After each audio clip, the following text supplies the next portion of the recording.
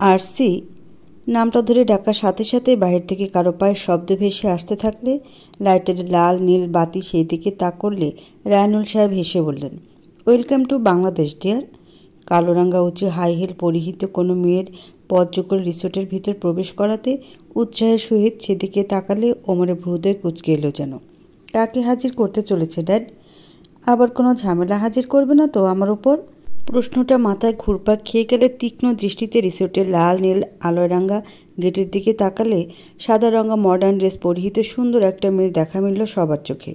চুলগুলো স্ট্রেট করে একপাশে করে রেখেছে মেয়েটা।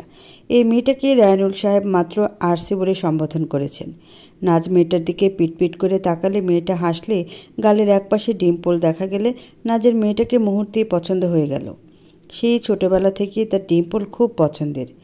রাদিফকে আম্মার কথা মতো বিয়ে করলেও রাদিফের জন্য তার প্রবল আকর্ষণ ছিল রাদিফের গালে পড়া ডিম্পল। ওমর আরসি থেকে চোখ সরিয়ে নিয়ে নাজের দিকে তাকালে নাজকে আরসি দিকে তাকিয়ে থাকতে দেখে শীতল হাতের স্পর্শে তার হাতটা খপ করে ধরে নিল ওমর। হুট করে ওমরের এরূপ আচরণে নাজ ওমরের দিকে বিস্ময় নিয়ে তাকালে ওমর ধীর কণ্ঠে নাজের উদ্দেশ্যে বলল, আজ হয়তো এখানে আমার তোমাকে খুব করে প্রয়োজন হবে নাজ। আমি চাই তুমিও আমার পাশে থাকবে। আশা করি এই কথাটা আর রিপিট না করা দরকার পড়ে। শেষের কথাটা খানিকটা গম্ভীর কণ্ঠে বললে নাজের ডাগর ডাগর চোখ দুটি ওমরের দিকে তাকিয়ে আছে শুধু। লাইটারের মৃদু আলোয় এত মানুষের ভিড়ে যেন ওমরের থেকে চোখ ফেরানো দায় হয়ে পড়েছে নাজের। সত্যি কল্পনার জগৎটা যদি বাস্তবে হতো তাহলে হয়তো গল্পটা ভিন্ন হতো, তাই না ওমর? প্রশ্নটা নিজের দিকে ছুড়ে দিলে বুকের ভিতরটা কেমন কেঁপে উঠল নাজের। এসব কী ভাবছে সে? এটা কি আদৌ কখনো আর সম্ভব হবে? এখন তো তার মাথার উপর ডিভোর্সি নামে এক কলঙ্কের দাগ লেগে গেছে। কথাটা ভাবান্তরে ছেদ খেয়ে গেলে দীর্ঘশ্বাস বেরিয়ে আসলো নাজের। এদিকে রায়নুল সাহেব একগাল হেসে বলতে লাগলেন, আমার খুব কাছের বন্ধু আতিফ চৌধুরী, বিদেশের বড় একজন সফল বিজনেসম্যান। ওর একমাত্র আদরের রাজকন্যা এই দীপান্বিতা আরসি চৌধুরী। ওর সাথে আমার একমাত্র ছেলে ইশতিয়াক আহমেদ ওমরের খুব শীঘ্রই এনগেজমেন্ট হতে চলেছে। কথাটা শেষ হতে সবাই হাততালি দিতে থাকলে আরসি লজ্জা পেল যেন। আরও চোখে ওমরের দিকে তাকাচ্ছে শুধু। রায়নুল সাহেবের কথা শুনে থ মেরে গেল যেন ওমর। কী সব বলছে তার ড্যাড? এসবের কিছুতে ওমরের বোধগম্য হচ্ছে না। বিরক্তিতে মুখ থেকে চ উচ্চারণ করতে পারছে না সে। রায়নুল সাহেবের কথাটা কান অবধি পৌঁছাতে নাজের কেন যেন অন্যরকম অনুভূতি অনুভব করতে পারল নিজের মধ্যে সে। অজানা কারণে বুকের ভিতরটা কেমন চিনচিন ব্যথা অনুভব করতে পারছে। হুট করে মনের এরূপ পালাবদলে নিজের প্রতি নিজেই বিরক্ত নাজ। একটু আগে ভালো লাগা আরসিকেও কেন যেন এখন ঠিক ভালো লাগাতে পারছে না সে। পিটপিট করে আরও একবার আরসির দিকে তাকালো নাজ। ফর্সা এবং পর্যাপ্ত পরিমাণে সুন্দর মেয়েটি, চোখ দুটি ধোঁয়াশা, যে কোনো ছেলেকে এরূপে পাগল করতে বাধ্য। নাজের কেমন যেন খারাপ লাগতে শুরু করলো। মন থেকে সায় দিচ্ছে এখানে আর তার থাকাটা ঠিক হবে না। ওমরের শক্ত হাতের বাঁধনে তার হাতটা এখনও কেমন আষ্টে পৃষ্ঠে জড়িয়ে আছে। অস্থিরতা কাজ করলে হাতটা ছাড়ানোর জন্য নড়াচড়া করলে ওমরের গম্ভীর দৃষ্টি নাজের দিকে শীতলভাবে তাকালো শুধু। হাতের বাঁধনটা শক্তপোক্ত করে ধরে চাপা কণ্ঠে রাগ নিয়ে বলল, নড়ছো কেন তুমি নাজ? সুস্থভাবে দাঁড়ানো যায় না নাকি? চুপচাপ এখানে দাঁড়িয়ে থাকবে তুমি।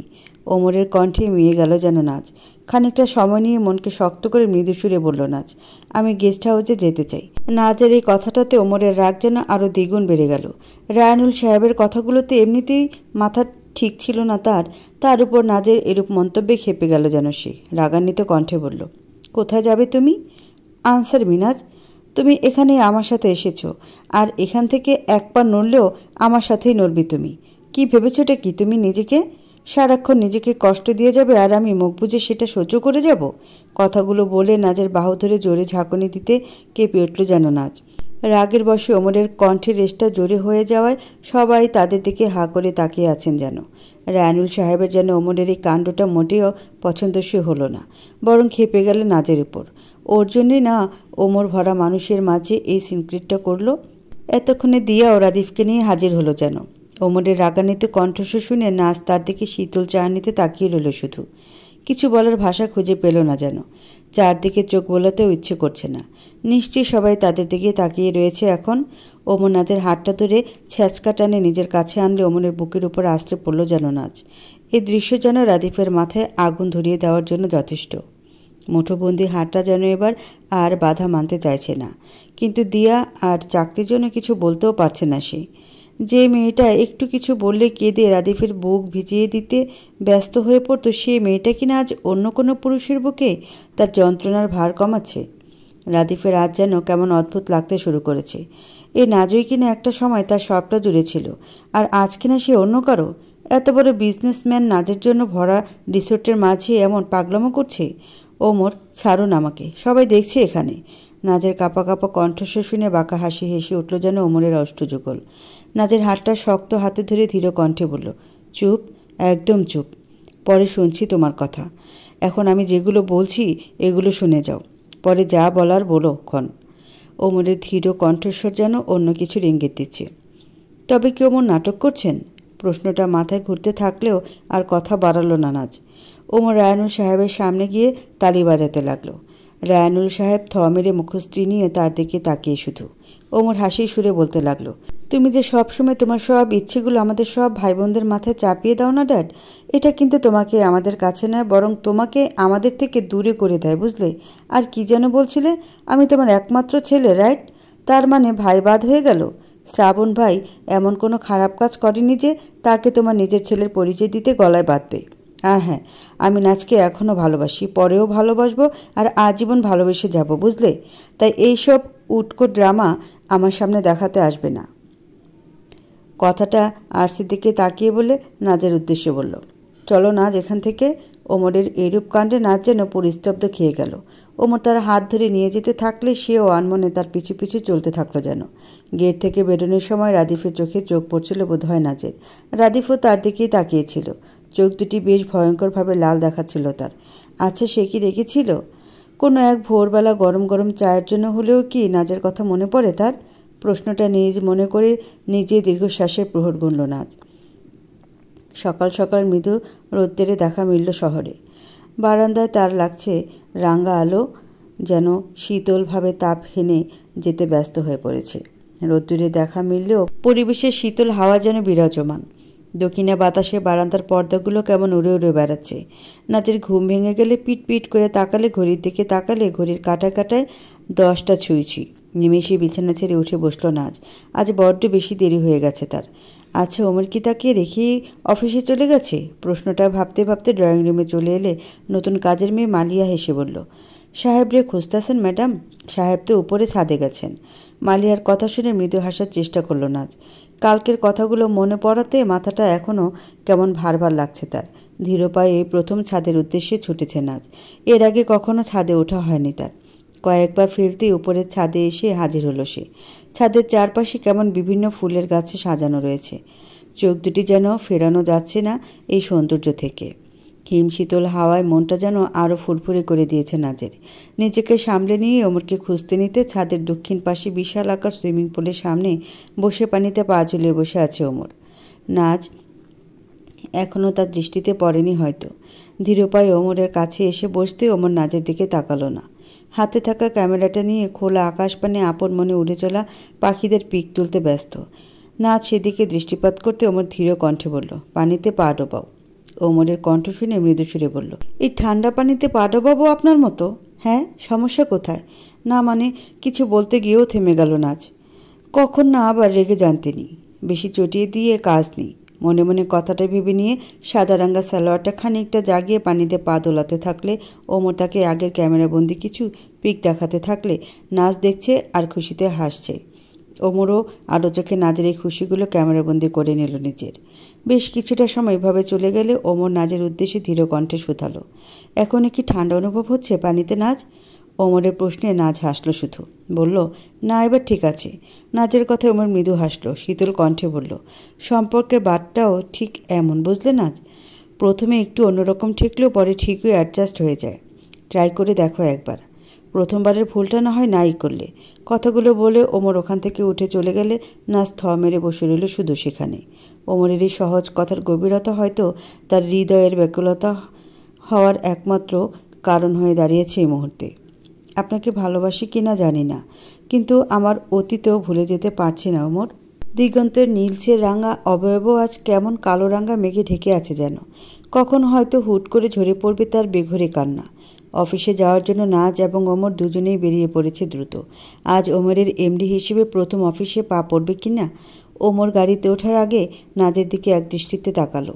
নাজের চোখ দুটি কেমন লাগছে, রাঙ্গ অবয়ব ধারণ করেছে। আচ্ছা, নাজ কি কোনো কারণে কান্নাকাটি করেছে রাতে? প্রশ্নটা নিজেকে নিজে ছুড়ে দিলে ওমরের তীক্ষ্ণ দৃষ্টি শীতল হয়ে আসলো যেন।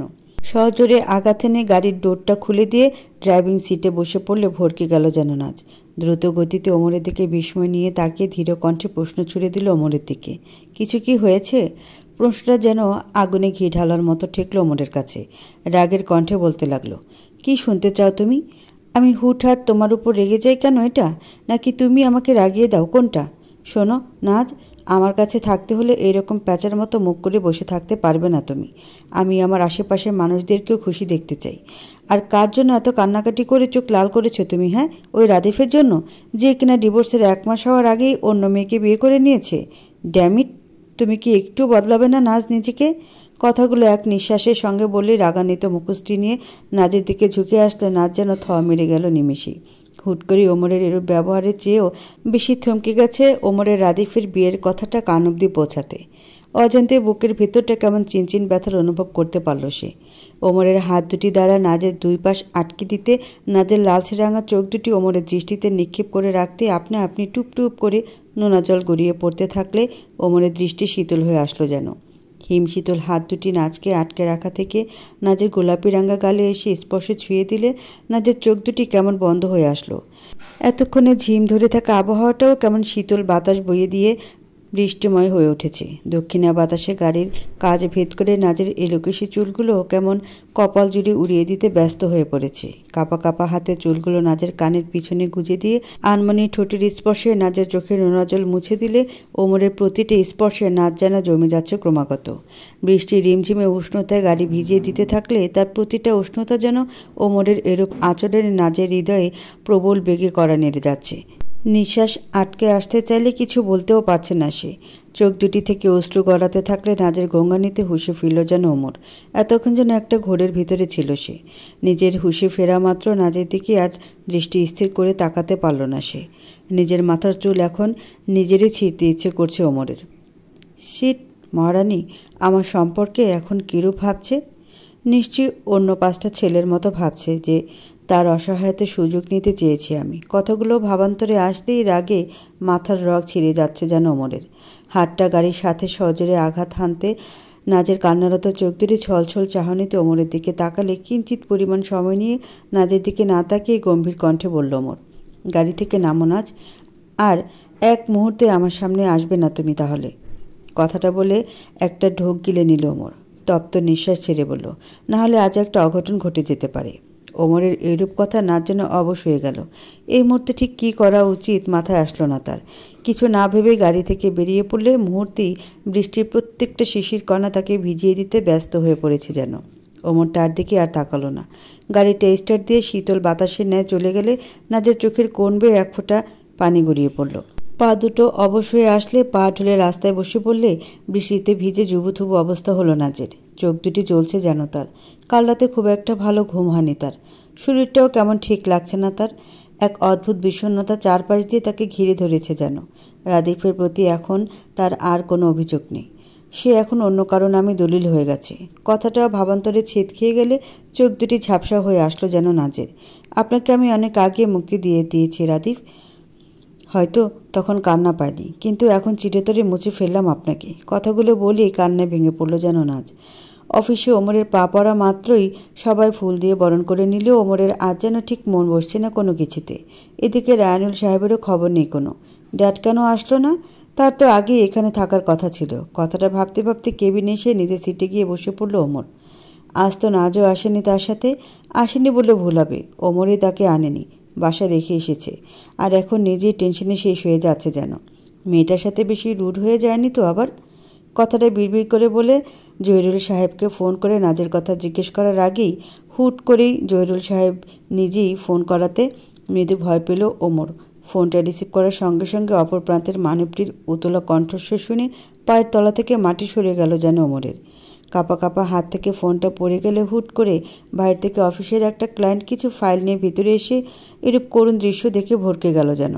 কিছু জিজ্ঞেস করার আগেই ঝড়ের গতিতে ওমর অফিস থেকে গাড়ি নিয়ে বেরিয়ে পড়লে সেদিকে দৃষ্টিপাত করে মৃদু সুরে বলল, যাহ বাবা, স্যারের আবার কি হলো?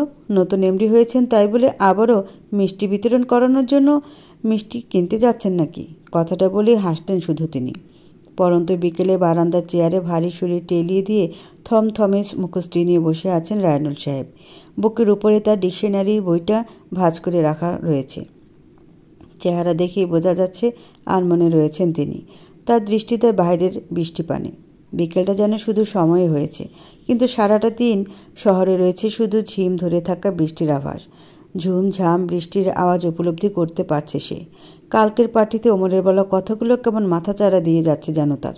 নিজের ছেলের কাছ থেকে এরূপ আচরণে ব্যথিত হয়েছেন তিনি। হৃদয়ের মাঝে কেমন হাহাকার দিয়ে যাচ্ছে তার। তার বড় ছেলে শ্রাবণের মতো ওমরে কি তার থেকে দূরে সরে যাবে? প্রশ্নটা ভাবতে থাকলে বুকের বাম পাশে চিনচিন ব্যথা অনুভব করতে পারছেন যেন সে। হুট করে গেটের কলিং বেলটা বেজে ওঠাতে মেয়েদের অপেক্ষা না করে অথৈ নিজেই গেটটা খুলে দিতে আরসির বাবা আতিক চৌধুরীকে দেখে মিয়ে গেল যেন অথৈ। তবে কি কালকের আরসির অপমানের জবাব দিতে এসেছেন তিনি? কথাটা ভাবতে নেওয়ার আগে বয়স্ক কণ্ঠস্বর শোনা গেল, কেমন আছো মামনি? তোমার ড্যাড কোথায়? বাদরটাই কই? আজ ওর সাথে আমার কিছু কথা বলার আছে। আতিক চৌধুরীর কথা শুনে অথৈ না চাইতেও মৃদু হাসার চেষ্টা করলো যেন। ধীর কণ্ঠে বলল, জি আঙ্কেল, আলহামদুলিল্লাহ ভালো আছি। ড্যাড তার রুমে বারান্দায় মন খারাপ করে বসে আছেন। অথৈর কথা শুনে আতিক চৌধুরী ভিতরের দিকে এক পলক তাকিয়ে ধীর কণ্ঠে বললেন, আমি দেখছি। তুমি চটপট গরমাগরম সিলেটি চা করে খাওয়া তো দেখি তোমার আঙ্কেলকে। দেখি কেমন পারো। কথাটা বলে হাসলেন তিনি। আতিক চৌধুরী শান্ত কণ্ঠস্বর শুনে মৃদু হাসার চেষ্টা করলো অথৈ। বলল, এক্ষুনি করছি, আপনি ভিতরে আসুন। আতিক চৌধুরী হেসে ভিতরে চলে গেলে অথৈ কিচেনে চলে গেল। হসপিটালের বেডের উপর নাজের নিস্তেজ শরীরটা শুয়ে আছে দেখে ওমরের বুকের ভিতরটা হাহাকার দিয়ে যাচ্ছে যেন। সব তার জন্য হয়েছে। কেন যে মেয়েটাকে ওইভাবে রাস্তায় ফেলে এসেছিল সে? এখন এসব ভাবতেই নিজের প্রতি নিজেই বিরক্ত হয়ে যাচ্ছে ওমর। সকালে জহিরুল সাহেবের ফোন পাওয়া মাত্র ছুটে এসেছিল ওমর। নাজকে সেন্সলেস অবস্থায় রাস্তায় পড়ে থাকতে দেখে দ্রুত খবর জানিয়েছিলেন জহিরুল সাহেব। সেই সকাল থেকে এখনও জ্ঞান ফিরেনি মেয়েটার। টেনশনে হাত পা ঠান্ডা হয়ে আসছে যেন ওমরের। হুট করে কি হলো মেয়েটার? মহারানী তার ওমরের উপর অভিমান করেছে বুঝি? ওই অভিমান অবধি ঠিক আছে, কোনো কিছু যেন না হয় মেয়েটার। কাল রাতে নাজের মতো তারও চোখে ঘুমের রেশ দেখা যায়নি। এখন যেন সারাদিনের ক্লান্তিটা চোখে ভাসছে ওমরের। হসপিটালের বেঞ্চিতে মাথা এলিয়ে দিলে আইসিইউ থেকে ডক্টর বেরিয়ে এলে ওমর একেবারে ছুটে গেল যেন তার কাছে। দ্রুত গতিতে জিজ্ঞেস করতে থাকলো, ডক্টর, ও ঠিক আছে তো নাকি? কি হয়েছিল নাজের? ওমরের ভয়ার্থ কণ্ঠস্বর শুনে ডক্টর ওমরের বাহুতে শীতল স্পর্শ ছুঁয়ে শান্ত সুরে বলল, নিজেকে সামলাও মিস্টার ওমর। পর্যাপ্ত পরিমাণে জ্বর হয়েছে শরীরে মেয়েটার। অতিরিক্ত পেন নিয়েছে হয়তো। ব্রেন স্ট্রোক হয়নি একটুর জন্য। একটু দেখে শুনে রাখুন নিজের স্ত্রীকে। ঠিকঠাকভাবে খাওয়া দাওয়া করেন কি না? এত টেনশন নিলে তো যে কোনো সময় একটা অ্যাক্সিডেন্ট হয়ে যেতে পারে। ডক্টরের প্রত্যেকটা কথা খুব মনোযোগ সহকারে শুনল ওমর। লজ্জা উপরে বেশ নাজকে স্ত্রী ভেবে সম্বোধন করে, কিন্তু এই মুহূর্তে লজ্জা নয়, বরং রাগ লাগছে ওমরের। মেয়েটা কি আমাকে শান্তিতে একটু নিঃশ্বাস নিতে দেবে না? এত কিসের পেন তোমার মহারানী? ওই রাদিফকে নিয়ে, যে কিনা তোমাকে ঠকিয়েছে? কথাটা মাথায় ঘোরপাক খেয়ে গেলে ধীর কণ্ঠে জিজ্ঞেস করলো, জ্ঞান ফিরেছে ওর? না, ঘুমের ইঞ্জেকশন দিয়েছি আপাতত। পর্যাপ্ত পরিমাণে পুষ্টির অভাব। রাতে ঠিকভাবে ঘুমায় কিনা সন্দেহ। কথাটা বলে ডক্টর চলে গেলে তার কথার ইঙ্গিত বুঝতে পেরে মৃদু হাসল ওমর। না, লজ্জা পেলে আর চলবে না। মেয়েটাকে ট্রেনিং দিতে হবে, তাহলে মহারানীর শরীর সুস্থ হবে। রানী সাহেব আর ঘুম কি ভাঙবে না আজকে? সকাল 6টার উপরে বাজতে চলল আর মহারানী এখনও নাকে তেল দিয়ে ঘুমোচ্ছেন। বলি, রান্নাটা কি করবে শুনি? রোজ রোজ এই লাবণী রান্না করতে পারবে না বলে রাখলাম। সকাল সকাল লাবণীর চেঁচামেচিতে মেজাজ বিগড়ে গেল দিয়ার। পাশে শুয়ে থাকা রাদিফও কিছুটা বিরক্ত বোনের কাণ্ডে, কিন্তু মুখ ফুটে কিছু বলতে পারল না সে। এমনিতেই সেদিন পার্টির পর থেকে মানসিক অবস্থাটা কেমন ধীরে ধীরে খারাপের দিকে চলে যাচ্ছে। যে নাচ কিনা তার পোষা গোলাম ছিল, সে কিনা এখন অন্য কারো ধমকে চুপ হয়ে যায়, তার দিকে ফিরেও তাকায় না। ডিভোর্সের পর একটু বেশি সুন্দর হয়ে গেছে নাচ। আচ্ছা, আগে কি এতটা সুন্দর ছিল নাচ? এই তোমার বোন শুরু করেছে কি রাদিফ? কোনো সুস্থ স্বাভাবিক মানুষ সাত সকালে ভাইয়ের দরজা টোকাই ভাবে, তা আবার নতুন বউয়ের? এসব কিন্তু টলারেট করব না আমি। আর আমার কফি কোথায়? দিয়ার কণ্ঠে হুঁশ ফিরল যেন রাদিফের। মাথা ধরে আসতে চাইছি তার। বিছানায় পড়ে থাকা কালো রঙা শার্টটা গায়ে জড়িয়ে ঘুমে জড়ানো চোখে দরজা খুলে দিতে ধীর কণ্ঠে জিজ্ঞেস করলো লাবণীকে, কি হয়েছে আপা, ডাকছো কেন ওকে? রাদীপের কথা শুনে লাবণীর রাগ যেন আরও দ্বিগুণ বেড়ে গেল। চিৎকার করে বলল, ডাকছি কেন মানে? এক দুদিনেই বইয়ের আঁচল কোমরে পড়ে গেল নাকি? কই, নাচের সময় তো ঠিকই আমার সাথে সায় দিতি, আর নাচকে আমার কাজ করার কথা বলতেও হতো না। আর এই মেয়ে কিনা সারাদিন পড়ে পড়ে ঘুমায়। লাবণীর কথাটাই আনমনে হয়ে গেল যেন রাদীপ। সত্যি তো, নাচকে তো কখনো সাপোর্ট করেনি সে, বরং লাবণীর সকল কাজে সায় দিয়েছে। সকালে ঘুম থেকে ওঠার আগেই নাস্তা রেডি থাকতো। আর এখন কথাটা ভাবতে থাকলে দিয়া ভ্রু কুঁচকে ফেলল যেন। নাচকে আর রাদীপের সাথে তার সম্পর্ক কি? দিয়া বিস্ময় নিয়ে লাবণী রাদীপের দিকে দৃষ্টি তাক করতে রাদীপের ঘোর কাটল যেন। দিয়া এখানে আছে সেটা তো খেয়ালই ছিল না তার। আর লাবণীও রাগের বশে কথাটা বলে ফেলে এখন নিজেই প্যাচ খেয়ে গেল। দিয়া বিদেশে থাকার কারণে রাদীপ নাজের সঙ্গে বিয়ে করেছে বা কিছু, এসব ব্যাপারে সব কিছুই অজানা ছিল দিয়ার। নাচকে রাদীপ, কি হলো, তুমি কথা বলছো না কেন? হ্যাঁ? কথাটা বলে রাদীপের শার্টের কলার টেনে ধরলে লাবণী ফাঁক বুঝে কেটে পড়েছে। এদিকে রাদীপও কেমন আনমনে হয়ে গেছে। দিয়ার গালে শীতল হাতের স্পর্শ ছুঁয়ে দিয়ে ধীর কণ্ঠে বলল, কেউ না, তুমি যাও তো ফ্রেশ হয়ে আসো। এসব কথায় চিড়ে ভিজবে না রাদীপ। নাচকে সেটা এখন আর এক্ষুনি শুনতে চাই। আর তার সাথে তোমার কি সম্পর্ক? দিয়া জেরা করতে থাকলে নিজের শুকনো ঠোঁটটা ভিজিয়ে নিল রাদীপ। চোখ বন্ধ করে মিথ্যে বলে দিল দিয়াকে, আমাদের বাড়িতে আগে কাজ করতো। তেমন কিছু না, তুমি শুধু শুধুই বিচলিত হচ্ছ সোনা। সত্যি তো? এছাড়া কিছু না তো? কান্না মিশ্রিত কণ্ঠে বলল দিয়া। না, এছাড়া নাজ আমার কেউ না। কোলে নেই তোমাকে নাজ? হুট করে ওমরের এরূপ কথা শুনে ভরকালো নাজ। হসপিটাল থেকে রিলিজ করে দিয়েছে তাকে। এখন হাসপাতাল থেকে গেস্ট হাউসে ফেরার সময় ওমরের এরূপ কথা শুনে খানিকটা বিষমই খেয়ে গেল নাজ। মৃদু সুরে বলল, কোনো দরকার নেই, আমি তো এখন স্বাভাবিকই আছি। আমার তো মনে হচ্ছে না। আচ্ছা, আমি যদি তোমাকে এক্ষুনি কিস করি, তুমি কি আমাকে বাচ্চাদবে? ঠিক থাকতে পারবে তো? বলো বলো। ওমরের প্রত্যেকটা কথা যেন এখন অস্বস্তিতে ফেলে দিচ্ছে তাকে। কিন্তু ওমরও নাছোড়বান্দা, নাচকে তার চাই চাই। একটু অস্বস্তি যদি নাচের তার সামনে লজ্জার কারণ হয়, তাহলে সেটাও অনেক পাওয়া ওমরের কাছে। এদিকে নাচ চোখ বড় বড় করে ওমরের দিকে গোল গোল করে তাকিয়ে। এই লোকের কখন যে কী হয়, উদ্ভট সব কথাবার্তা। কয়েকটা ঢোক গিলে নিয়ে ধীর কণ্ঠে বলল, আপনি চলুন তো এখন, পরে শুনছি আপনার এসব কথা। নাজের এরূপ মন্তব্যে ঠোঁটের কোণে হাসি ফুটল যেন ওমরের। হাত দিয়ে সামনে দেখিয়ে দিয়ে বলল, মহারানী, সামনে হাঁটুন আপনি, এ বান্দা থাকুক আপনার পিছু পিছু। নাজ আরও চোখে ওমরের দিকে তাকিয়ে মৃদু হেসে সামনে অগ্রসর হতে থাকলে ওমর সেদিকে বিস্ময় নিয়ে তাকিয়ে। মহারানী হাসল কি? হ্যাঁ, হেসেছে। তার মানে কি তার মনেও আমার জন্য একটু হলেও জায়গা করে নিতে পেরেছি? কথাটা ভেবে খুশিতে ওমরের দৃষ্টি চিকচিক করে উঠল যেন। এই হাসির কারণটা অজানা জানেন তো ওমর? কিছু কথা অজানা থাকা ভালো, নিজ থেকে বুঝে নিন। কথাটা মনের কোণে ভাবতে ভাবতে প্রশান্তের হাসি হাসল নাজ। রাদীপের জন্য এখন আর তার মনে এক ছিটে ফোঁটাও পর্যন্ত জায়গা নেই। ফেলে আসা বাস্তবতাটা এখন খুব ভালোভাবে নিজের আয়ত্ত করে নিয়েছে সে। বারান্দার চেয়ারে কাল থেকে এখনও পর্যন্ত বসে রয়েছেন রায়নুল সাহেব। আতিফ চৌধুরী বলে যাওয়া কথাগুলো যেন এখনও মাথাচাড়া দিয়ে যাচ্ছে তার। অথই বারবার এসে দরজার সামনে দাঁড়িয়ে তাকে দেখে আবার চলে যাচ্ছে।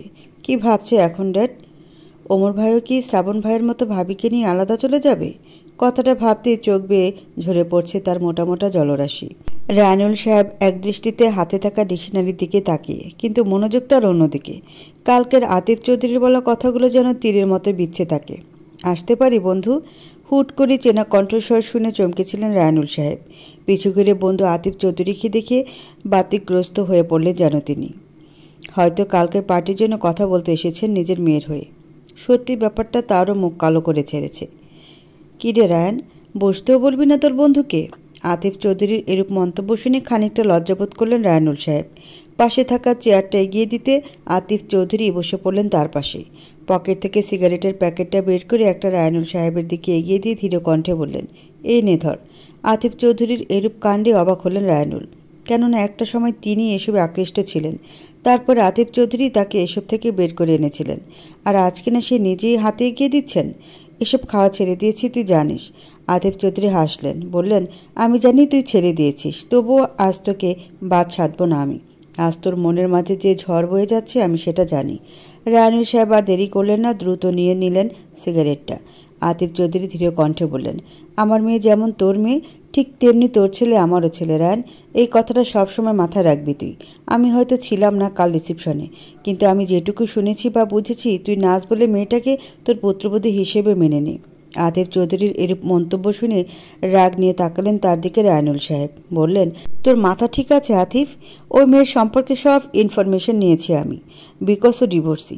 এই পরিবারের সাথে আত্মীয়তা কিভাবে মেনে নেওয়া যায়? আতিফ চৌধুরী মৃদু হাসলেন। বাইরের ঝুম বৃষ্টির দিকে দৃষ্টি স্থির রেখে বললেন, তোর ভাবিও কিন্তু ডিভোর্সি ছিলেন রায়ান, আর আমি তাকেই বিয়ে করেছি, আর তুই সেই আমাদের সাথেই আত্মীয়তা করতে রাজি ছিলিস। একটা কথা বলি শোন, এটা আমার অনেক আগেই তোকে বলা উচিত ছিল, যখন শ্রাবণ বাড়ি ছেড়েছিল। ভালোবাসা এইসব টাকা প্রপার্টি কার সাথে কার যায় না, এইসব জাতিভেদে হয় না। ভালোবাসা খুব সুন্দর কোমল একটি জিনিস, যেটা হুট করেই কারো প্রতি কারো আপনা আপনি চলে আসে। শ্রাবণ তোকে না জানে হিন্দু মেয়ে বিয়ে করেছে, ঠিক আছে, মানছি ওর অন্যায় হয়েছে, কিন্তু দেখ, মেয়েটা কিন্তু তার পরিবার আত্মীয় স্বজন সবাইকে ছেড়ে দিয়ে শ্রাবণকে ভালোবেসে মুসলিম হয়েছে। এটা কত বড় আত্মত্যাগ তুই ভাবতে পারিস? এটাই হলো ভালোবাসা। এখন ওমর যখন আজকে ভালোবাসে, তোর উচিত ওর পাশে দাঁড়ানো। জীবনটা তো ওমরই, ঠিক তাই নয় কি? ও যথেষ্ট বুঝদার আর শিক্ষিত ছেলে আমার। আমি ওর পছন্দকে সম্মান করি। তুই নিশ্চয়ই চাইবি না শ্রাবণের মতো ওমরকে হারাতে। আমার বিশ্বাস তুই আজও যদি শ্রাবণের কাছে যাস, ও হাসিমুখে তোর কাছে ফিরে আসবে। আর হ্যাঁ, আমার তো মেয়ে একাই নয়, একটা দামড়া ছেলেও আছে। আমি চাই রাতের সঙ্গে অথৈর বিয়েটা হোক, বাকিটা ভেবে দেখিস তুই।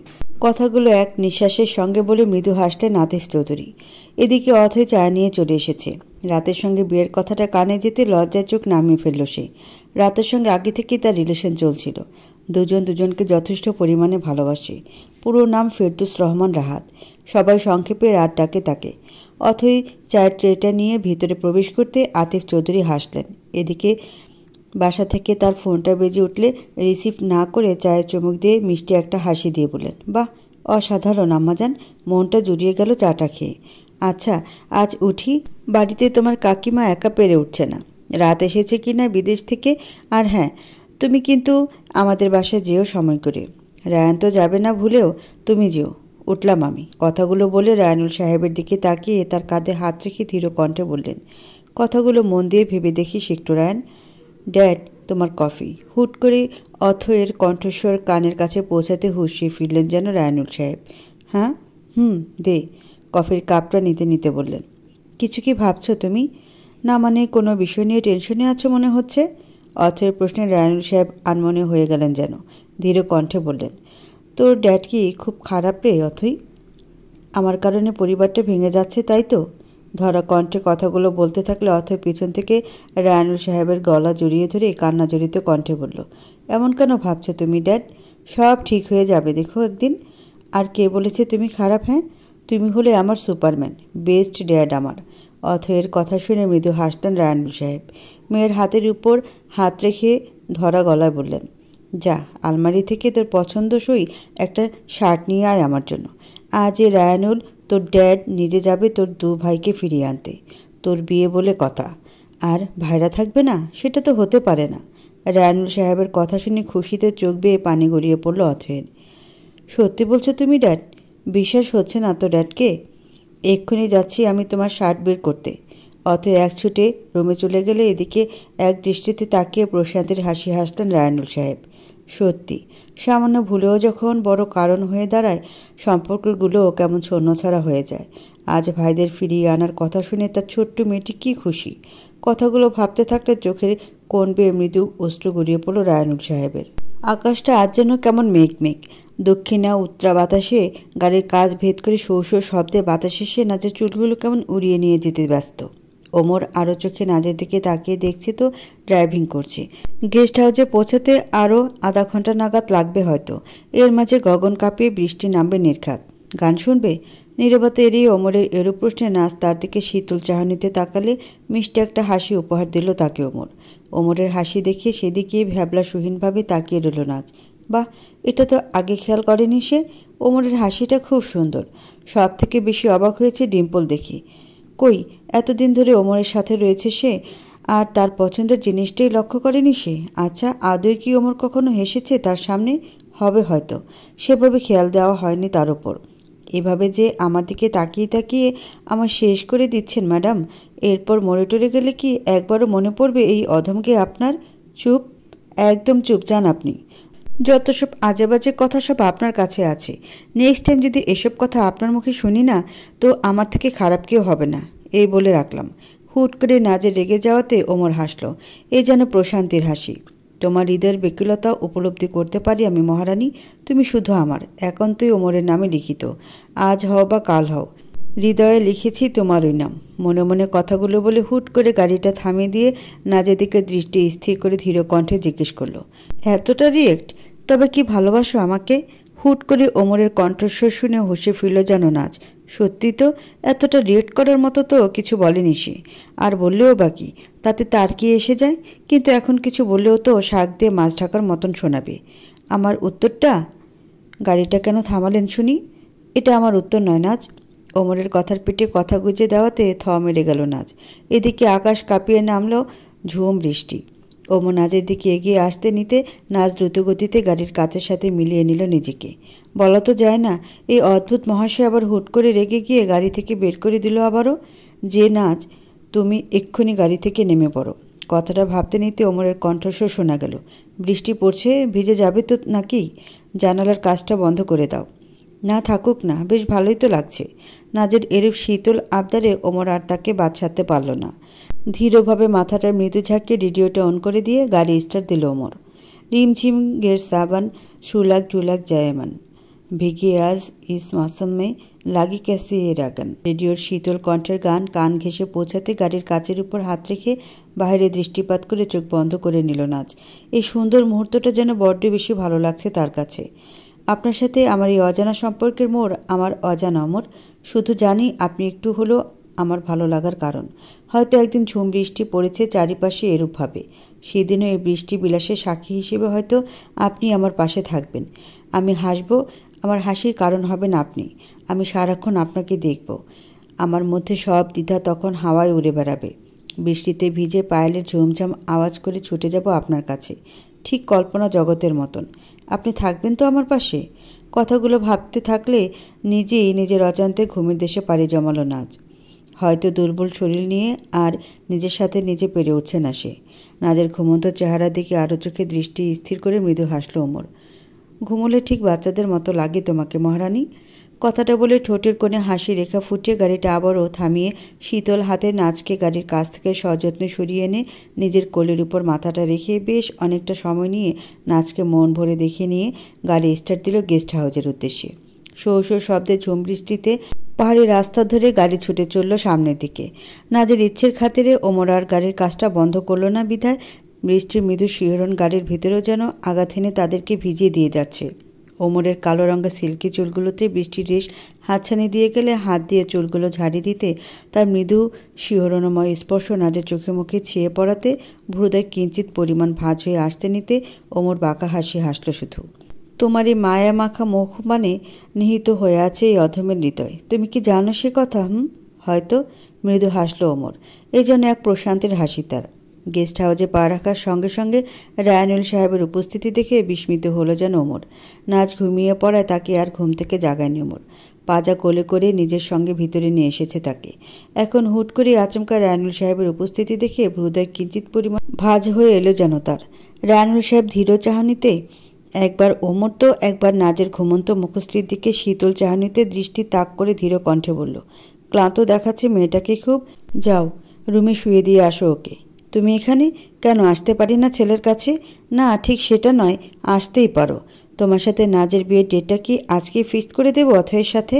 হুট করে ওমরের কথার মাঝে বাদ সেধে এরূপ কথা বলাতে শীতল চাহনিতে ওমর তাকিয়ে রইল শুধু তার ড্যাডের দিকে। কি আহামকের মতো এখানে দাঁড়িয়ে দাঁড়িয়ে আমার চেহারা না দেখে মেয়েটাকে রুমে শুয়ে দিয়ে আসো। একটু থেমে আবার বললেন, তোমার ভাইকে ফিরিয়ে আনতে হবে তো নাকি? রায়ানুল সাহেবের শেষের কথাটা কান পর্যন্ত পৌঁছাতে থ মরে গেল যেন ওমর। হুট করে কি হলো ড্যাডের? এত বছর পর ভাইকে ফিরিয়ে আনার কথা বলছে। বেশি অবাক হয়েও না, আর দাঁড়িয়ে না থেকে মেয়েটাকে রুমে দিয়ে আসো। ওমর যেন বোকা বনে গেল এবার। শুকনো গলাটায় ভিজিয়ে নিয়ে নিজেকে সামলে নিল ওমর। খুশিতে চোখ দুটি ছলছল করছে যেন তার। এতদিনে কি তবে তার ড্যাড নিজের ভুল বুঝতে পারল? প্রশ্নটা মাথাচাড়া দিয়ে গেলে আর দাঁড়িয়ে না থেকে নাজেরকে রুমে নিয়ে বিছানায় শুয়ে দিল তাকে। মৃদু নড়ে চড়ে উঠল যেন নাজ। শীতল চাহনিতে তার দিকে তাকে দীর্ঘশ্বাস ছাড়ল যেন ওমর। বাইরে বৃষ্টিপাত যেন আরও দ্বিগুণ হারে বেড়ে গেছে। থেকে থেকে কালো রাঙা মেঘদয় ঘেঁষে ছুটে চলেছে তার তীব্র গর্জন পাতের ডাক।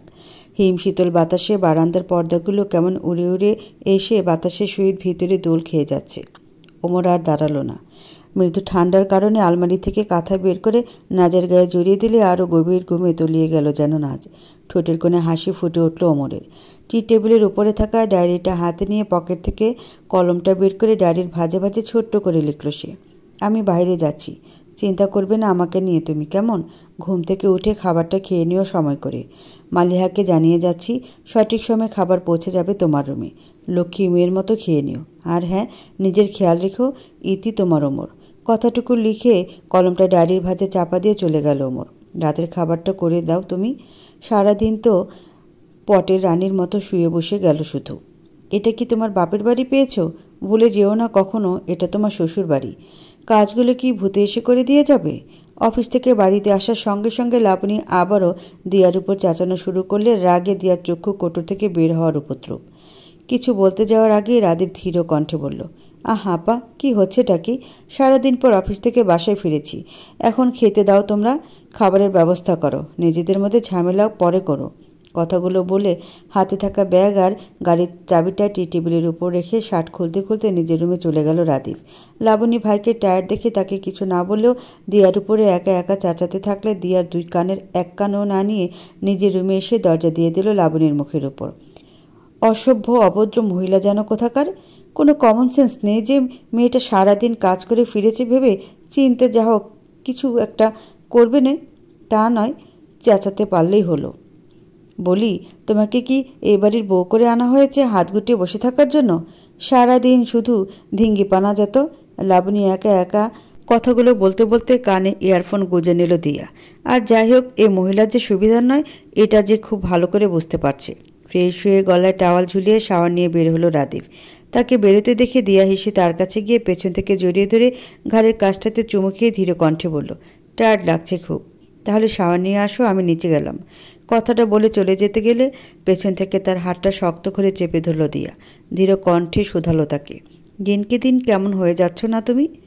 দিয়ার এরূপ মন্তব্য শুনে খানিকটা ঘাবড়ে গেল যেন রাদীপ। সকালে ওমরকে ওভাবে হন্তদন্ত পায়ে অফিস থেকে বেরিয়ে যেতে দেখে মনের মাঝে কেমন অশান্তি লেগে গেছে যেন তার। নাজের কিছু হলো না তো আবার? এইসবে ভেবে আনমনে হয়ে যাচ্ছিল সে। আবারও কিছু ভাবছো? তুমি কি কোনো কারণে টেনশন করছো? না। আমার আবার কিসের টেনশন? তুমিও না ভুল ভাবছো।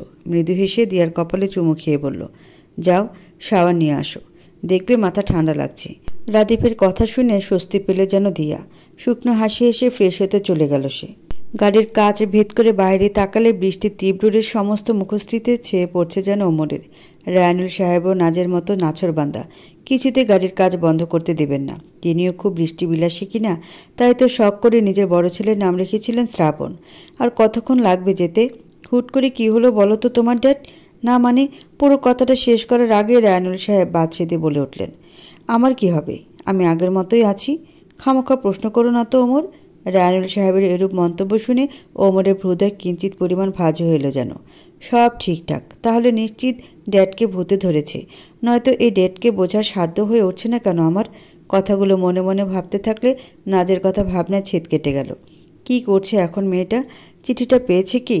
নাজের কথা মনে করলে অদ্ভুত এক প্রশান্তি অনুভব করতে পারে যেন ওমর। কিন্তু টেনশনও হয় বড্ড মেয়েটাকে নিয়ে। মাঝে মাঝে রাদীপের জন্য আফসোসও হয় ওমরের। হিরে চিনতে ভুল করে ফেলেছে ছেলেটা, তাই তো নাজকে আগলে না রেখে অবহেলা করে এসেছে এতকাল। তপ্ত নিঃশ্বাস ছাড়ল ওমর। রাত 12টা নাগাদ কলিং বেলটা বেজে ওঠাতে খানিকটা চমকালো তারিন। আজ তো শ্রাবণও বাইরে যায়নি, তাহলে এত রাতে আবার কে এলো? কথাটা ভাবতে থাকলে ভিতর থেকে শ্রাবণ টিভি দেখতে দেখতে বলল, তারু দেখো তো কে এলো? এত রাতে কে আসলো বলো তো? আরে দেখো, পাশের বাসা নূর এলো নাকি আমাদের আদুরির সাথে খেলতে। শ্রাবণের কথাটা যুক্তসুই হলেও খানিকটা আনমনা হয়ে গেল যেন তারিন। ধীর পায়ে এসে দরজার তালাটা চাবি দিয়ে খুলে কে এসেছে দেখার জন্য তাকালে পা থমকে গেল যেন তার। হাতে থাকা তালা চাবিটা ফ্লোরে পড়ে গেলে ওমর মৃদু হাসল। তারিনকে যেন আজ অন্যরকম সুন্দর লাগছে। ওমর মাঝে মধ্যে আসতো যেত এখানে, তাই সে আসতে তারিন মোটেই অবাক হয়নি। ভয়ে মুচড়ে গেছে তো চোখের সামনে স্বয়ং নিজের শ্বশুরকে দাঁড়িয়ে থাকতে দেখে। ভেতরে ডাকবে না আমাকে? রায়নুল সাহেবের শান্ত কিন্তু গম্ভীর কণ্ঠস্বর কান পর্যন্ত পৌঁছেতে তারিনের চোখের কোণ বেয়ে গড়িয়ে পড়ল মোটা মোটা জলরাশি। বাইরে কি পড়ল তারু? তুমি আবার পড়ে টরে হাত পা ভাঙলে নাকি? কী যে করো না তুমি? কথাগুলো বলতে বলতে ভিতর থেকে শ্রাবণ বাইরে বের হয়ে আসলে সেও যেন থ মেরে গেল। দুজনে পুরো বিষম খেয়ে গেল। শ্রাবণের চোখে পানি চিকচিক করছে যেন। ড্যাডকে আর কতক্ষণ বাইরে দাঁড়িয়ে রাখবে শ্রাবণ? রায়নুল সাহেবের এবারের কণ্ঠটা যেন শীতল কান্না বিজড়িত শোনালো শ্রাবণের কাছে। এত বছর পর নিজের ড্যাডকে সামনে থেকে দেখল সে। চোখ দুটি দিয়ে টপ টপ করে অশ্রুধারার দেখা মিলল। আদরি হওয়ার সময়টাতেও যে ড্যাড একটিবার দেখতে পর্যন্ত আসলো না, সে কিনা স্বয়ং নিজে আজ হুট করে বাড়ির দরজায় এসে হাজির। শ্রাবণ হাঁ হয়ে তার দিকে তাকিয়ে থাকলে রায়নুল সাহেব নিজেকে আর আটকে রাখতে পারলেন না। জড়িয়ে ধরলেন ছেলেকে। এতদিনের জমিয়ে রাখা কান্নাগুলো চোখের কোণ বেয়ে ছুটে চলেছে এখন শুধু আষাঢ়ে বৃষ্টি। শ্রাবণ কান্নারত চোখে নিজের বাবাকে জড়িয়ে ধরে ভাইয়ের দিকে তাকালে ওমর হাসছে শুধু। তার চোখ দুটিও কেমন জ্বলছে যেন। তাহলে বাড়ি ফেরা যাক এখন তোমার? অনেক হয়েছে, এবার বোনের বিয়েটা দিতে হবে না তোমার? দুই ভাই বোনের বিয়েতে একসাথে দাঁড়িয়ে থেকে দেওয়ার দায়িত্ব কি আমার একার নাকি? বড় ভাই হিসেবে তোমার কি কোনো দায়িত্ব নেই? একটা দায়িত্ব আছে, থাকা উচিত তো তোমার। রায়নুল সাহেবের কথা শুনে ওমর ঠোঁট নাড়িয়ে হাসলেও শ্রাবণ বিস্ময়কর চাহনিতে তার দিকে তাকে অস্পষ্ট কণ্ঠে বলল, আমার দুই ভাই বোনের বিয়ে? হ্যাঁ, আর দায়িত্ব সব তোমার। রায়নুল সাহেবের কথাটা কান পর্যন্ত পৌঁছানো মাত্র খুশিতে শ্রাবণ হাতের উল্টো পিঠে চোখ মুছতে রায়নুল সাহেব শ্রাবণকে ছেড়ে দিয়ে ধীর কণ্ঠে বললেন, তুমি সরো এখন, আমি আমার মেয়ের সাথে কথা বলে নিই আগে। কথাগুলো বলে তারিনের দিকে এগিয়ে গিয়ে তার হাত দুটি তারিনের দিকে এগিয়ে দিয়ে ধীর কণ্ঠে বললেন, তোমার কাছে কিভাবে কি বলবো সেরকম মুখ নেই আমার। কথাটা পুরো শেষ করার আগেই অশ্রুসিক্ত নয়নে তারিন রায়নুল সাহেবের হাত দুটি দ্রুত ধরে ফেলে কান্নারত কণ্ঠে বলল, এইসব কী করছেন বাবা? এরকম করবেন না দয়া করে। আপনি আমার বাবা হন। মেয়ের কাছে আবার কিসের মুখ দেখা না দেখা নিয়ে কথাবার্তা? তারিনের কথা শুনে রায়নুল সাহেবের চোখে পানি চলে আসতো যেন। কান্নারতে কণ্ঠে বললেন, চলো, তোমার নিজের সংসারে চলো। গুছিয়ে নিতে হবে না নিজ হাতে নিজের সংসার? রায়নুল সাহেবের কথা শুনে তারিনের চোখ দিয়ে পানি গড়িয়ে পড়লেও মুখের হাসিটা যেন সরছে না আর। এতদিনের জমিয়ে রাখা পানি যেন ঝরে পড়ছে এখন দু চোখ বেয়ে। মেঘলা সকালে দিগন্তের কোল ছুঁয়ে কেমন ঝরে পড়ছে অঝরে বৃষ্টি। তার ঝুপঝাপ শব্দ কান অব্দি পৌঁছাতে ঘুম ভেঙে গেল নাজের। সে যে কাল ঘুমিয়েছে আজ ঘুম ভাঙল তার। শরীরের ক্লান্তিটা যেন পিছু ছাড়ছে না তার। ইস, এতটা সময় ঘুমিয়েছি আমি? ওমর কি ভাবলেন কে জানি। কথাগুলো ভাবতে ভাবতে বিছানা ছেড়ে উঠে পড়ল নাজ। নাজের ঘুম ভেঙেছে কিনা দেখার জন্য মালিয়া ও রুমের সামনে এসে উকিঝুঁকি মারতে নিতে নাজ বিছানা ছেড়ে উঠে মালিয়ার সামনে এসে একগাল হাসি দিয়ে বলল, ডেকেছেন অনেক, তাই না? উনি কি অফিস চলে গেছেন? নাজের কথা শুনে মালিয়া মৃদু হেসে বলল, স্যার তো কালকেই চলে গেছেন, আর আপনাকে টাইম মতো খাওয়ানোর দায়িত্বটা দিয়ে গেছেন আমাকে। আমি এক্ষুনি কফি নিয়ে আসছি, আপনি ততক্ষণে ফ্রেশ হয়ে নিন। কথাগুলো বলে মালিয়া চলে গেলে সেদিকে তাকিয়ে রইল নাজ। ওমর বাড়িতে নেই? কোথায় গেল সে? কথাটা ভাবান্তরে ছেদ খেয়ে গেলে কেমন আনমনে হয়ে পড়ল যেন নাজ। বিছানার উপর ঠাস করে বসে পড়লে টি টেবিলের উপর ডায়েরিটা চোখে পড়াতে কলম দেওয়া জায়গাটা বের করলে ওমরের হাতে সুন্দর করে লেখা চিঠিটা চোখে পড়ল নাজের। সত্যি আপনি পারেনও বটে। কথাটা মনে মনে বলার পর ঠোঁটের কোণে আপনা আপনি হাসির রেখা ফুটে উঠল যেন নাজের। আমার কথা ভাবছিলে? হুট করে ওমরের কণ্ঠস্বর কাছ থেকে শোনা গেল, ভরকে গেল যেন নাজ। পিটপিট করে ওমরের দিকে তাকালে ওমর মৃদু হেসে নাজের দুপাশে হাত দিয়ে আটকে দিতে ভয় পেয়ে গেল যেন নাজ। কাঁপা কাঁপা কণ্ঠে বলল, আপনি এখানে কি করছেন? আমার উত্তর কিন্তু এটা নয় নাজ। আপনি কি করে বুঝলেন যে আপনার কথা ভাবছিলাম? না মানে মোটেই ভাবছিলাম না আমি। বয়ে গেল নাজের আপনাকে নিয়ে ভাববার। নাজের আমতা আমতা করে বলা কথাটুকু শুনে হো হো করে হেসে উঠল ওমর। নাজের দিকে আর একটু আগাতে নিতে নাজ বিছানার দিকে আরও এক ধাপ পিছিয়ে গেল। কি করছেনটা কি আপনি? মাথা ঠিক আছে আপনার? পুরোপুরি মানে? বললাম আমার মাথা পুরোপুরি ঠিক আছে। আমাকে দেখে কি তোমার পাগল মনে হয়? অবশ্য মনে হতেই পারে। তোমার কাছে আমি পাগলের মতো হয়ে যাই কি না? কথাটুকু নাজের চোখে চোখ রেখে শেষ করলে নাজ ভয়ে কয়েকটা ঢোক গিলে নিল সঙ্গে সঙ্গে। বিয়ে করতে রাজি তো আমাকে? ওমরের কথাটা শুনে বিষম খেলো যেন নাজ। কি না? জি। যাও ফ্রেশ হয়ে আসো।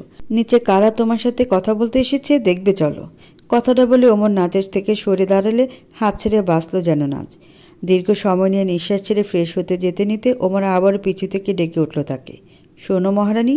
ওমরের শীতল কণ্ঠস্বর শুনে দাঁড়িয়ে পড়ল নাজ। পিছু করে তাকানোর আর সাহস হলো না তার। যেভাবে দাঁড়ানো ছিল সেভাবে দাঁড়িয়ে উত্তর দিল, বলুন, কি বলবেন? নাজের উত্তরে মৃদু হাসল তার দিকে তাকিয়ে ওমর।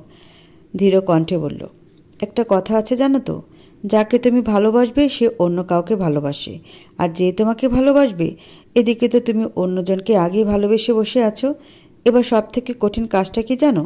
সঠিক মানুষটাকে খুঁজে বের করা। ভালোবাসি। উত্তরের অপেক্ষায় থাকবো। কথাগুলো বলে ওমর রুম থেকে চলে গেলে পিছন ফিরে তার দিকে তাকিয়ে রইল নাজের ছলছল দুটি চোখ। আপনার কথাগুলো হয়তো খুবই সাধারণ শোনাচ্ছিল ওমর, কিন্তু এর গভীরতা উপলব্ধি করে নিজেকে পাগল পাগল লাগছে আমার। দিনকে দিন কেমন যেন হয়ে যাচ্ছি আমি। আমার আয়না আমি নিজেই জানি না। তবে একটা সত্যি কি জানেন, আমিও হয়তো মনের কোনো না কোনো জায়গায় আপনাকে দিয়ে জায়গা দিয়ে ফেলেছি। আপনার এই ছোট ছোট কেয়ারগুলো আমার হৃদয় কাঁপিয়ে তোলে জানেন কি আপনি? আপনি কাছে এলে হৃদস্পন্দনের গতি বেড়ে যায়। ভুলে যে আমার অতীতটা ঠিক কী ছিল, এর কোনো উত্তর দিতে পারবেন আপনি? এটাই ভালোবাসা। হুট করে কারো কণ্ঠে হুঁশে ফিরল যেন নাজ। পিছু ঘুরে তাকালে কালো রাঙা সালোয়ার কামিজ পরিহিত সুন্দর মেয়েটার দিকে ধীর চাহনিতে তাকালে সেদিনের পার্টিতে দেখা মেয়েটার কথা মনে পড়ে গেল যেন নাজের। এই তার মানে ওমরের আদরের বোন? তুমি যেটা ভাবছো আমি সেই। তোমার একমাত্র আদরের ননদিনী অথই। জানো, ভাইয়া তোমায় খুব ভালোবাসে। বিয়ে করবে তো আমার বাদর ভাইটাকে? পেছন থেকে গলা জড়িয়ে ধরে বলল, আচ্ছা তাহলে যাও, ফ্রেশ হয়ে আসো, বের হবে একটু আমাদের সাথে তুমি। নাজ অথয়ের কথা কিছু বুঝতে না পারলেও লজ্জা পেলে প্রচুর। চোখ তুলে তাকাতে পারল না আর তার দিকে। এক ছুটে ওয়াশরুমে চলে গেল অথই। তাকে দেখে খিলখিল করে হেসে উঠল শুধু। বিয়ে তো তুমি আমার ভাইয়াকেই করবে ভাবি, আর তোমাদের প্রেমটাও আমি করিয়ে দেব, প্রমিস। কথাগুলো বলে হাসতে থাকলো শুধু অথই। শপিং যেতে হবে না আমাদের? উঠে পড়ো তাড়াতাড়ি রাদীপ। সকাল সকাল দিয়ার ডাক শুনে বিরক্ত হলো যেন রাদীপ। এ যদি নাচ হতো তাহলে এতক্ষণে দু চারটে কথা শুনিয়ে দিতে পারদর্শী ছিল সে। চোখ দুটি দিয়ে পিটপিট করে তাকিয়ে মিনমিন কণ্ঠে বলল সে, কি হয়েছে তোমার দিয়া? আজকে দিনটা ভুলে গেলে তুমি? দ্রুত ঘুম থেকে ওঠো জলদি। দিয়ার কথা শুনে রাদীপ আদর্শভাবে উঠে বিছানায় পিঠ এলিয়ে দিয়ে ধীর কণ্ঠে বলল, কি আছে আজ? আর তুমিও বা সকাল সকাল রেডি হয়ে বসে আছো কেন? অফিস তো কালকেই বন্ধ জানিয়ে দিয়েছেন স্যার। দিয়া রাদীপের এলোমেলোভাবে রাখা শার্টগুলো বিছানা থেকে উঠিয়ে ভাঁজ করে আলনায় রাখতে থাকলে রাদীপের কথাটায় তার দিকে ধীর চাহনিতে তাকালো দিয়া। বলল, এর মধ্যে ভুলে গেলে তুমি? কালকে যে রায়নুল স্যার অফিসে এসে সবাইকে তাদের বাড়িতে ইনভাইট করে গেলেন, আজ তার ছোট মেয়ের এনগেজমেন্ট পার্টি আছে, এটা বেমালুম ভুলে গেলে? সত্যি রাদীপ, তুমিও না? ইদানিং কেমন হয়ে গেছো দেখছি। আগে তো ঠিকই ছিল সব, কি সুন্দর চলাফেরা করতে, আর এখন ভাঁজ না করা শার্টও পরে যাচ্ছ। কী যে হয়েছে তোমার আল্লাহ জানে। দিয়ার কথাগুলো শুনে চুপ হয়ে গেল যেন রাদীপ। আগের কথা আগে তো এমন ছিল না সে। কিভাবে এমন থাকবে সে? তখন তো নাচ ছিল তার কাছে। মেয়েটা সারাটা দিন কাজ করে যেত তার জন্য। প্রতিদিন কম করে হোক 5-6 বার করে শার্টগুলো সুন্দর করে পরিপাটি করে রাখত। আর আজ যখন মেয়েটা নেই, তখন তার জন্য প্রতি রাতে বুকটা হাহাকার দিয়ে ওঠে রাদীপের। দিয়া তাকে তার সবটুকু দিয়ে ভালোবাসলেও নাজ হতে পাওয়া ভালোবাসা, কেয়ার করা, এসব যেন কিছুতেই ভুলতে পারছে না সে। এত কি ভাবছো রাদীপ, ওঠো জলদি। অ্যাটলিস্ট গিফটটা তো সুন্দর হওয়া চাই।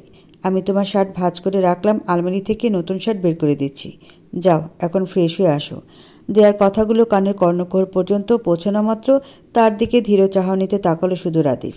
আজ স্যারের বাসায় গেলে নিশ্চয়ই নাজের দেখা পাবে সে। কথাটা ভাবতে নিতে বুকের বাম পাশে চিনচিনে ব্যথা অনুভব করতে পারল রাদীপ। সত্যি নাজ, তুমি থাকাকালীন তোমাকে আমি বুঝতে পারলাম না, আর আজ আমি তোমাকে ছাড়া পাগলের মতো হয়ে যাচ্ছি দিনকে দিন। তোমাকে আমার চাই চাই। তুমি আগেও আমার ছিলে, এখনও আমারই থাকবে, অন্য কারো না। কথাগুলো মনে মনে আওড়ে নিয়ে বাঁকা হাসি হেসে ফ্রেশ হতে যেতে নিতে দিয়া রাদীপের হাতটা ধরে নিল চটজলদি। হুট করে দিয়ার এরূপ কাণ্ডে তার দিকে ধীর চাহনিতে তাকালো রাদীপ। দিয়াও তার চোখে চোখ রেখে শান্ত সুরে শুধালো, প্রতি রাতে আমার মাঝে কাকে খোঁজো তুমি রাদীপ? বলতে পারো আমাকে? দিয়ার এরূপ কথা শুনে হৃদয় কিঞ্চিত পরিমাণ ভাঁজ হয়ে এলো যেন রাদীপের। ভয় পেল হয়তো। শীতল হাত দিয়ার গালটা স্পর্শ ছুঁয়ে দিল। কী সব আজে বাজে বকছো তুমি দিয়া? আমি আবার কাকে খুঁজতে যাব? তুমি তো আমার কাছেই আছো নাকি? রাদীপের কথা শুনে তার দিকে শীতল চাহনিতে তাকালো শুধু দিয়া। মৃদু হেসে বলল, সত্যি বলছো তুমি? তোমাকে ছুঁয়ে বলছি। আচ্ছা যাও, ফ্রেশ হয়ে আসো। কথাটুকু শেষ করে রাধি ফ্রেশ হতে চলে গেল। এদিকে লাবণীও প্রতিদিনের ন্যায় হাজিরা দিতে চলে এসেছে যেন। সকালে ব্রেকফাস্ট টেবিলে রাখা আছে, গিয়ে দেখে নিন। দিয়ার কথা শুনে ভ্রুদয় কুঁচকে ফেলল লাবণী। খানিক হেসে বলল, কাজটা রেগুলার করে রাখলে তো আর আমাকে ডেকে দিতে হয় না। আমি আপনার বাড়ির কাজের লোক নেই যে প্রতিদিন সকাল সকাল উঠে কামলা খাটতে হবে। আমার তো মনে হয় আপনার এসব উদ্ভট বিহেভিয়ারের জন্যই আপনার ছোট ভাই বাড়িমুখো হয় না। কথাটুকু বলে থেমে গেল লাবণী। রাগে দিয়ার দিকে তাকিয়ে আছে যেন। তোমার সাহস তো কম না মেয়ে, আমার মুখে মুখে তর্ক করছো তুমি? কথাটা বলে হাতটা জাগিয়ে দিয়াকে মারতে নিতে চট করি পেছন থেকে লাবণীর হাত দুটি চেপে ধরল দিয়া। রাগান্বিত কণ্ঠে দাঁতে দাঁত চেপে ধরে বলল, আমাকে যদি আপনি টিপিক্যাল বাংলা সিনেমার শাবানা টাইপ মেয়ে ভাবেন যে আপনার কথা উঠবো বসবো, তাহলে আপনাকে এক গামলা সময় পেত না, কারণ আপনি সারা জীবন ভুলে থাকবেন। দুপুরে রান্নাটা করে নিয়েন নিজে, আসছি। কথাগুলো বলে নিচে চলে গেল লাবণী। রাগে ফুঁসতে ফুঁসতে তার যাওয়ার পানে তাকিয়ে রইল। রাগে তার সমস্ত শরীর কাঁপছে যেন। এই মেয়ের যেহেতু নাজও ঢের ভালো ছিল। এই মেয়েকে যত দ্রুত সম্ভব এ বাড়ি থেকে তাড়াতে হবে। দরকার পড়লে আমি আমার ভাইয়ের আবার বিয়ে করাবো। ফ্রেশ হয়ে নাজ নিচে নামলে বাড়ি ভর্তির লোকজন দেখে অবাক হয়ে গেল যেন সে। সবাই আড্ডা দিতে ব্যস্ত। ওমরের সাথে সোফায় বসে আছে একটা ফর্সা গোলগাল চেহারার লোক, দেখতে প্রায় ওমরের মতোই। তাছাড়া অর্পা আর অপুরাও এসেছে নাজ। নাজকে চোখে পড়া মাত্র অর্পা এক ছুটে তার কাছে গিয়ে তাকে জড়িয়ে ধরে বলল, উফ ভাবি, আমি আগেই জানতাম ভাইয়া তোমাকে ভালোবাসে, আর তুমি আমার ভাবি হবে। হুট করে অর্পার এরূপ কথা চমকালো নাজ। দৃঢ় চাহানিতে ওমরের দিকে তাকালো। ওমরও তার দিকেই তাকিয়ে আছে। হলুদ রাঙা সালোয়ার কামিজে নাচকে যেন আরও সুন্দর লাগছে আজ। সত্যি মেয়েটা এত সুন্দর কেন? চোখে সরছে না যেন তার থেকে ওমরের। অপু বিষয়টা খেয়াল করে অথকে চিমটি কেটে ব্যাপারটা দেখিয়ে হাসি সুরে বলল, রস বাপু, ওমর ভাই এমনভাবে ভাবিকে দেখতেছে যে মনে হচ্ছে গিলেই খেয়ে নেবে ভাবিকে। অপুর কথাটা শুনে নাচ লজ্জায় মেয়ে গেলেও ওমর হাসছে শুধু। নাচকে বারবার তার বউ বলা হচ্ছে এখানে, ভালো না লেগে যায় কই আর। তারিন হেসে নাজের দিকে এগিয়ে গেল আফসানা বেগমের সাথে।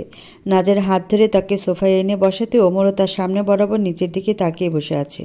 আফসানা বেগম হেসে নাজকে আলতোভাবে জড়িয়ে ধরে বললেন, কেমন আছিস রে মা?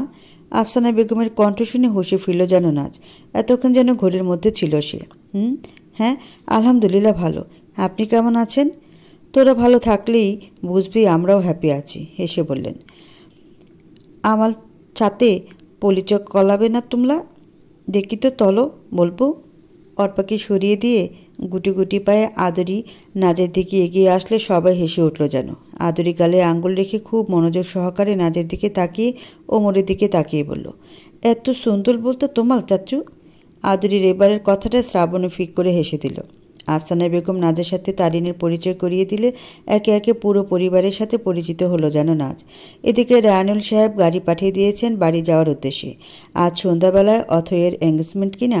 অথয় নাজের হাতটা শক্ত করে ধরে আছে যেন হারিয়ে না যায় সে।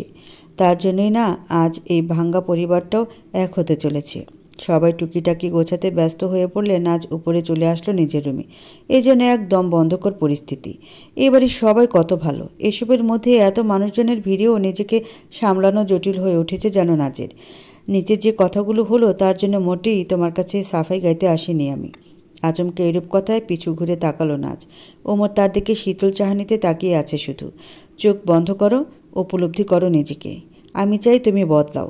আমাকে ভালোবাসো বলবো না আমি, তবে হ্যাঁ, নিজেকে ভালোবাসতে হবে তোমাকে। তোমার ভালো থাকাটাই আমার জন্য ভালো থাকার অপশন। তৈরি হয়ে নাও জলদি। কথাটুকু বলে ওমর চলে গেলে সেদিকে ধীর চাহানিতে তাকিয়ে রইল নাজ। ক্লান্ত লাগছে নিজেকে তার। ধীর পায়ে বারান্দায় এসে দাঁড়াতে দক্ষিণা বাতাসে খোপায় আবদ্ধ চুলগুলো কেমন আনমনাভাবে উন্মুক্ত হয়ে পিঠময় ছড়িয়ে পড়ল। চোখ দুটি বন্ধ করে নিলে আকাশ ছেয়ে নামল ঝুম বর্ষণপাত। কানের কর্ণ ঘুরে ওমরের মাত্র বলে যাওয়া কথাগুলো ছন্দের হারে বাজতে থাকলো যেন। আবেগগুলো যদি এই দক্ষিণা বাতাসের সহিত ভাসিয়ে দেওয়া যেত, তাহলে হয়তো আমিও অনেক আগে থেকেই ভালো থাকা শিখে নিতাম।